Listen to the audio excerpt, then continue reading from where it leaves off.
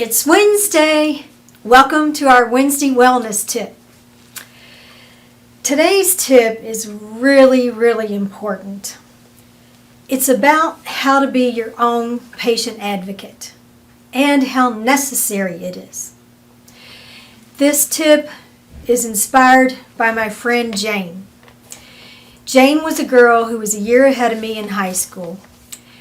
And when she was 35, she became very afraid of perhaps having breast cancer because she had a grandmother, a cousin, and an aunt who had all had breast cancer. So she had a very strong family history. And she finally convinced her GYN to do a mammogram when she was 35, which of course most people know insurances don't like to cover it until you're at least 40. So the mammogram was reported that it was normal.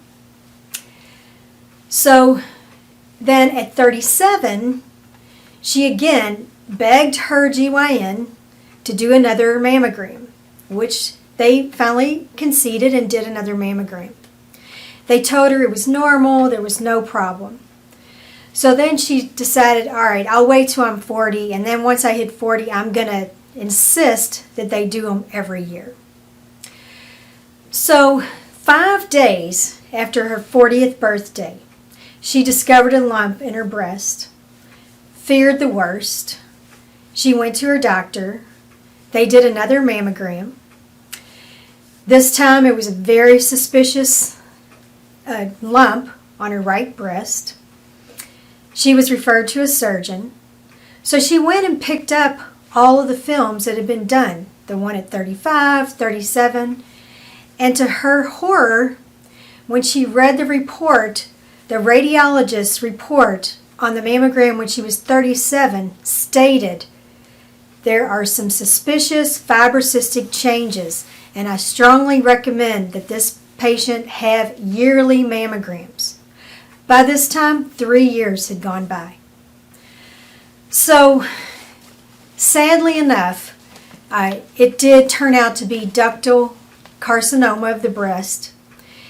Jane had to go through a mastectomy, chemotherapy, radiation, and she died 10 months later.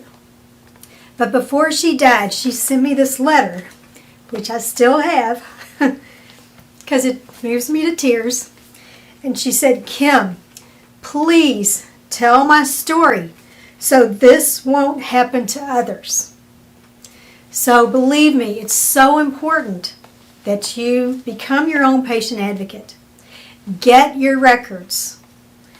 Don't just be satisfied if a physician calls you or a primary care provider calls you and says, all your labs were normal, no problem. Get the actual reports. Because sometimes you'll pick things up sequentially that you may not have picked up just looking at an individual report. For example, another patient, I've been seeing her for a few years.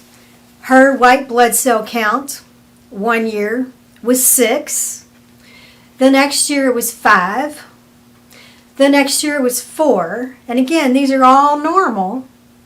But then the next year when it was 3.7, I got a little concerned because again, when you just looked at one isolated value, you may not have been impressed. But when you saw the trend, I was not comfortable, and I sent her to a hematologist to have it evaluated further. So always get your records, get copies of your labs, copies of the full X-ray mammogram report, and keep a file of your own health. This is how you be your own patient advocate. And if you want to know any more about this, chapter 4 in the book is about how you can be your own patient advocate. So that's our tip for today.